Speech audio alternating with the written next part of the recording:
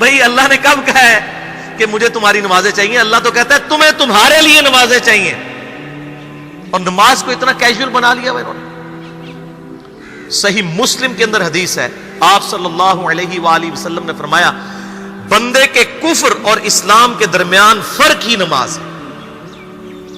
جو نماز پڑھتا ہے وہ مسلمان ہے، اور جو نماز نہیں پڑھتا وہ پاکستان کے شناختی کارڈ میں مسلمان ہے، اللہ کی ڈیفینیشن میں وہ عملاً کافر ہے.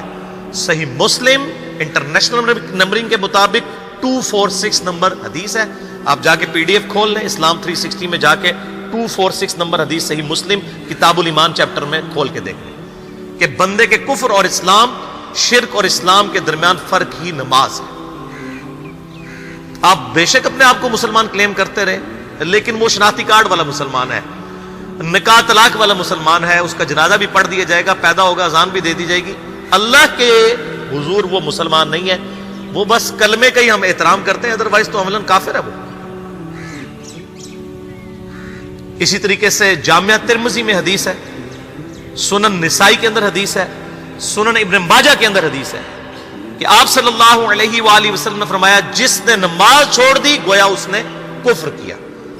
من ترک الصلاۃ متعمدا فقد کفر.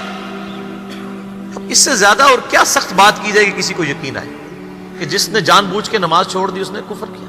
اب جان بوجھ کے یہ نہ سمجھیے گا کہ جی میں بال بچیاں دے وہ کمائی کرتا رہنا تھا، منو ٹائم نہیں ملتا.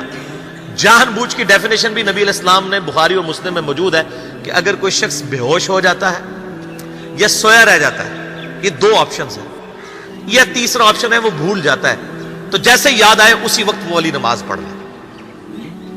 لیکن جو شخص دنیا کو ٹاپ پرائورٹی مانتا ہے، اپنا آفس چھوڑنے کے لیے تیار نہیں، اپنا کلینک چھوڑنے کے لیے تیار نہیں ہے، اور اپنی دکان چھوڑنے کے لیے تیار نہیں ہے نماز کے لیے، تو ظاہر ہے کہ وہ تو اپنے آپ کو دھوکہ دے رہا ہے. اللہ تعالیٰ تو اپنے معاملات کے اندر بالکل اسٹریٹ فارورڈ ہے. بالکل یہ ذہن میں رکھ لیں.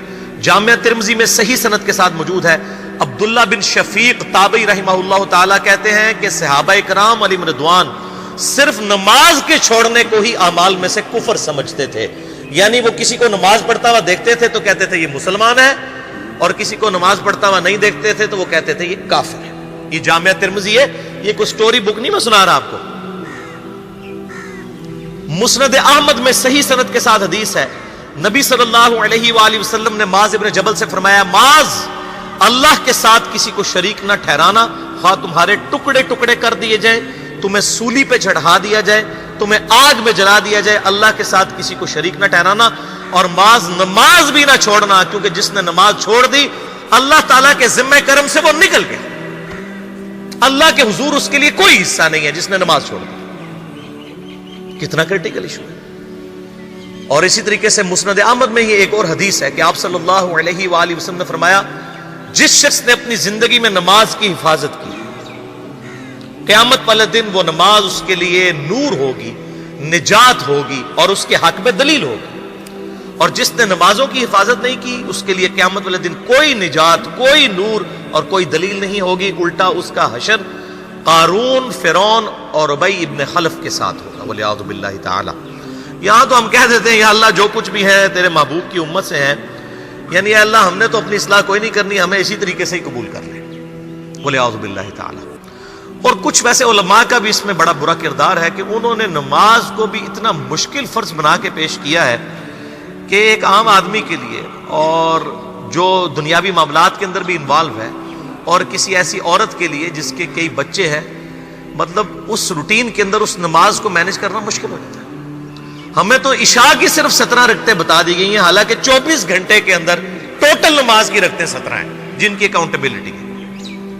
اور میں یہ بڑے یعنی وثوق کے ساتھ ایک ذمہ دار مبلغ کی حیثیت سے یہ بات کر رہا ہوں. آپ صحیح بخاری اور صحیح مسلم کھول کے دیکھ لیں، فرض نمازوں کی تعداد جو ہے وہ 5 آئی ہے، اور ان کی رکعتوں کی تعداد بھی بیان ہو گئی ہے.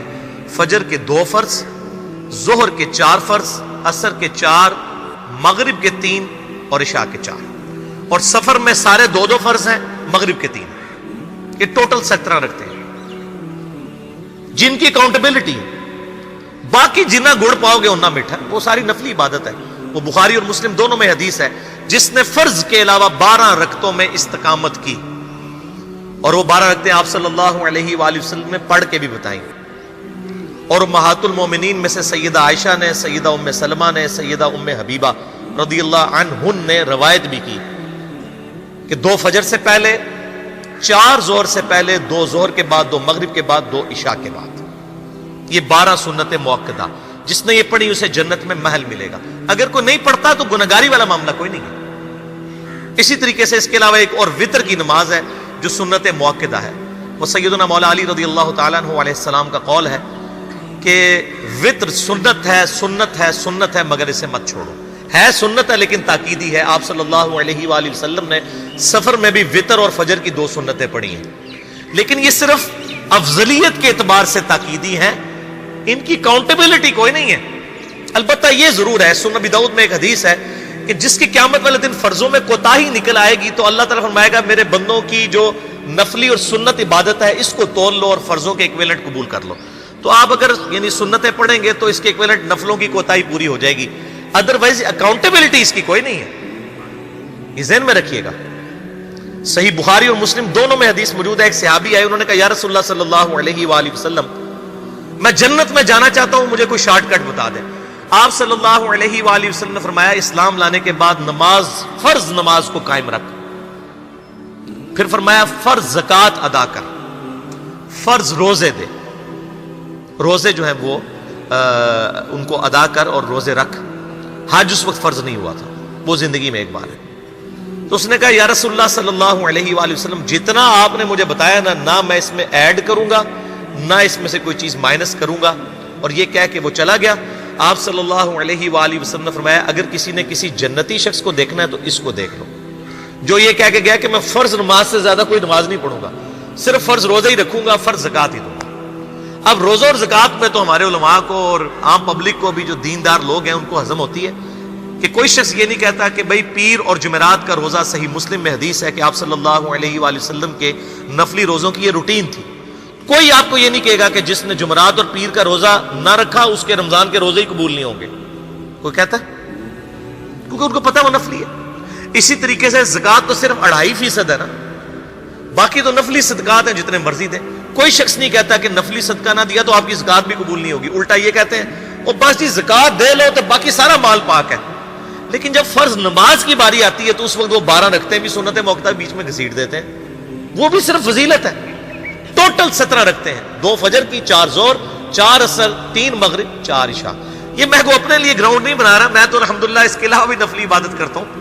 لیکن میں بتا رہا ہوں خدا کے لیے لوگوں کو دین ایسا مشکل نہ پیش کریں کہ جو نبی علیہ السلام نے امت کو وہ دین نہیں دیا ہوا. اپنی مرضی سے انجیکٹ نہ کریں دین، لوگوں کے لیے مشکلات نہ کھڑی کریں، ان کو فرض نماز تک رکھیں. پھر انشاءاللہ کئی لوگوں کو میں نے اس نے نماز شروع کروائی، انہوں نے سنت نماز بھی، نوافل بھی شروع کر دی ہیں. لیکن آپ کم از کم وہ ڈیٹم لیول تو اچیو کروائیں لوگوں کا. لیکن فرض نماز کی باری آتی ہے کہتے ہیں جی سنتے بھی حصہ ہے. کہاں سے میرے بھائیوں حصہ ہے؟ وہ 17 رکھتے ہیں، سنتیں پڑھیں گے ثواب ہے، نہیں پڑھتے گناہ کوئی نہیں ہے. تو کم از کم فرض تو ادا کریں. اس کے لیے آپ کو ٹوٹل 24 گھنٹے میں میرا خیال ہے 40 منٹ بھی نہیں چاہیے فرض پڑھنے کے. تو اس کے اوپر تو استقامت کم از کم ہم اختیار کریں. اور چھوٹی چھوٹی جو نٹی گٹیز ہیں ان کو تو ہم نے اتنا فالو کیا ہوا ہے، اور فرض نماز کے بارے میں ہم اتنے کیجول ہو جاتے ہیں. تو یہ فرض نماز کی امپورٹنس اس حوالے سے ضروری تھی، اس لیے میں نے